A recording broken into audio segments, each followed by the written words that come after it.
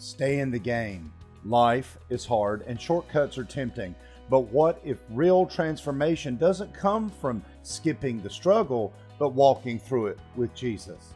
This message invites us to lay down the cheat codes and trust the God who doesn't waste our pain. For anyone tired, doubting, or worn out, come hear a story of hope that stays with you, scars and all.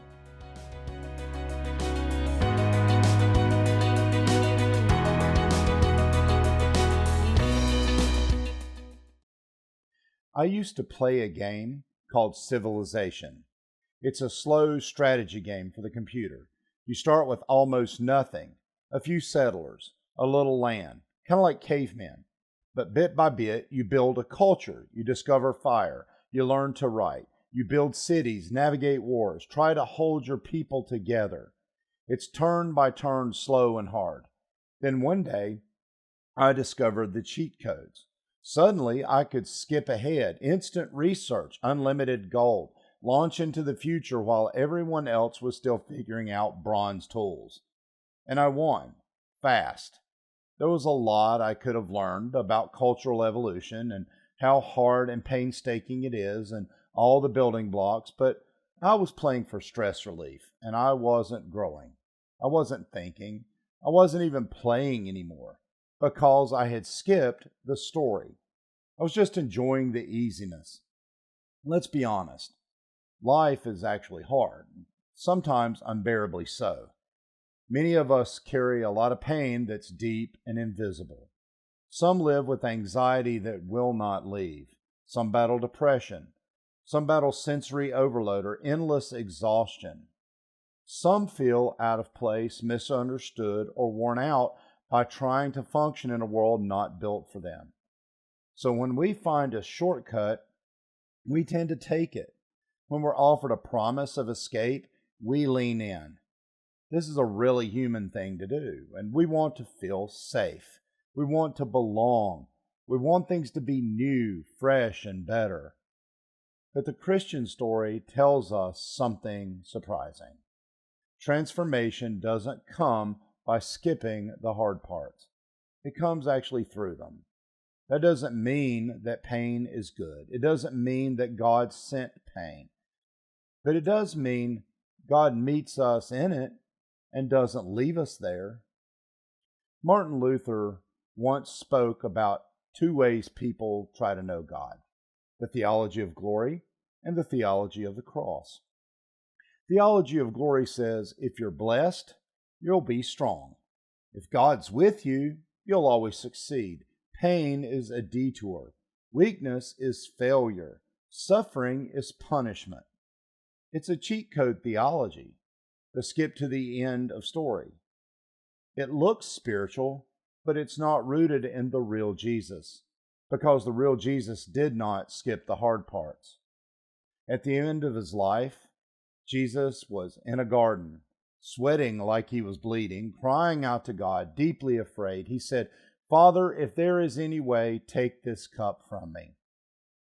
That's real suffering. That's not a pretend prayer.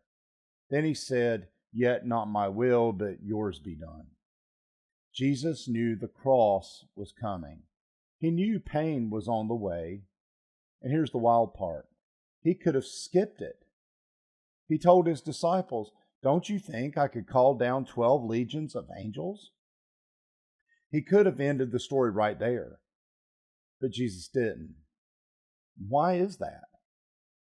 Because he wasn't interested in cheating the system.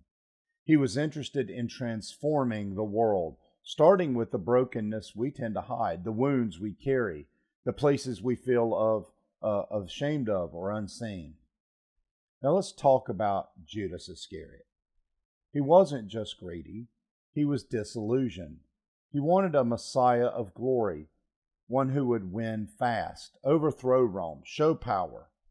But when Jesus kept talking about suffering and sacrifice, Judas bailed. He sold Jesus for silver. The other disciples, they really didn't do much better. They argued about who was the greatest. They ran away when Jesus was arrested. Peter denied him 3 times. And yet, They stayed in the story. They doubted, they failed, they fled, but they came back. And Jesus met them, not with shame, but with peace. They were all asking, "Is it I, Lord?" when Jesus was talking about betrayal at the table. That there wasn't just fear, it was self-doubt. But Jesus didn't give up on them. He called them deeper. Let's be honest again. Some of us have heard sermons that said our suffering is in God's plan, that we should be grateful for it, or that we need to get our attitude right. Let's be really clear. That is not what Jesus taught. Jesus never told sick people to stay sick, and he never told hurting people to be quiet. He never blamed suffering on someone's lack of faith. God is not the author of our pain, but God is present in it. He doesn't waste it. He weeps with you. He walks with you. And over time, in God's way, he works to reshape it into something redemptive. When God says, "Behold, I am making all things new," it doesn't mean throwing everything away. It means restoring what was broken, redeeming what was lost, and healing what was wounded. The new in God's kingdom isn't a replacement, it's a resurrection.